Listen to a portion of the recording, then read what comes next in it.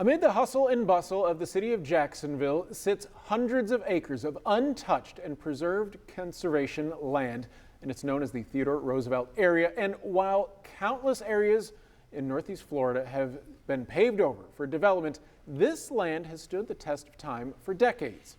It's also the subject of a new book titled The Wilderness and Willie Browne. We're pleased to be joined by Tim Gilmore, the author of the book. Tim, good morning. Thanks for joining us. We'll get to the importance of conservation and the ecosystem in just a second, but how did this large piece of protected land become, under city guidelines and National Park Service? Well, it happened because this person, Willie Browne, who is in some ways the most unlikely person to have any kind of enduring fame, really, left hundreds of acres of bluff, hardwood forest, and marsh to the Nature Conservancy when he died in 1970.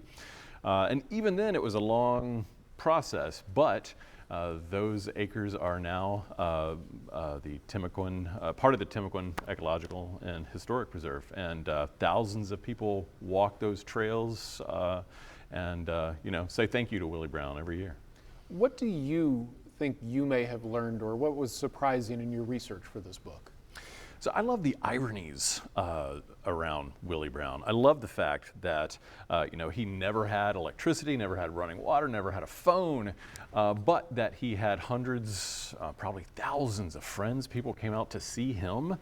In fact, early on in my research, I referred to him as a hermit, and I took some backlash for that because he still has people who just love him and who quickly corrected me and said, he loved people, and the connotations of the word hermit are other than that. But also that wilderness is not untouched. And there's an incredible history in this area that we think of as wilderness too. It's very different from just not having electricity versus a hermit life. It's just, now, his cabin site, the site remains there, but the cabin itself is not there. What remnants of Willie Browne's life are still visible to people who go visit that area? Yeah. Well, a lot of people say that they feel his presence when they're out there, people who know him. I know people who go out there and kind of have coffee with Willie Browne at dawn lots of mornings, So you could say the idea of Willie Browne, his face is all over signage out there. He looks like somebody who walked out of a Flannery O'Connor story, but he has become this face of conservation in much of Florida in the South. And there are a few bits left of Willie Browne's cabin, but actually the Park Service took it down in the 1990s because of vandalism that was happening. At the time, they were worried that it might catch fire and then actually catch the woods around it on fire. But the whole thing is really, it is both a representation of what Florida would be like if we were more hands-off, but it's also his legacy because, as you said, leading into the segment, it really would not be there. If it weren't for him, it would be paved over. It would be apartments and strip malls and whatever, all of the area around it looks like now. And to your knowledge, did he ever meet Teddy Roosevelt, or did he just enjoy the conservation efforts by the former president? That's it, okay. Exactly, yeah.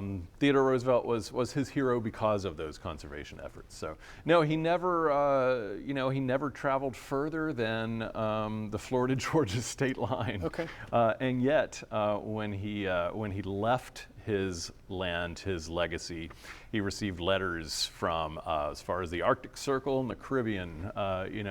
He had kind of a small boom of fame at the end there because of that. The story is The Wilderness and Willie Browne. The book is written by author Tim Gilmore, who joins us now here. How can people buy copies of the book? Yeah. And do you have any speaking engagements coming up where they can meet you? So I'm grateful that Old Arlington Incorporated is actually hosting a presentation and a book launch this Thursday. It'll be at 6 o'clock at the Unitarian Universalist Church on Arlington Expressway, which is itself a historic structure and architectural masterpiece by Robert Browne. But so, you know, I'd love to see as many people as possible out for the book launch on Thursday. In your opinion, because I presume you've walked nature trails more than just in this area, how important is it to preserve nature and carve out space that remains untouched in Northeast Florida and beyond? You know, this is also part of Willie Browne's legacy. He understood, I think, that people need a connection. When we talk about a connection to nature, you know, it's a connection to the earth. It's a connection to the real ways of being in the world that most of us have lost through all of the conveniences, and not just the conveniences, but the difficulties we've created in our contemporary culture. It's absolutely, I think it's necessary for psychological and spiritual health, maybe now more than ever, in fact. Well, Tim, thank you very much for joining us this morning. Thank you, Rich. Again, the book is called The Wilderness and Willie Browne, and this Thursday at 6 p.m. at the Unitarian Universalist Church of Jacksonville, Tim Gilmore will host a reading, book discussion, and signing for the latest book, The Wilderness and Willie Browne. Tim, thanks again so much for joining us this morning. Thanks for having me, Rich. Appreciate it. We're back right after this.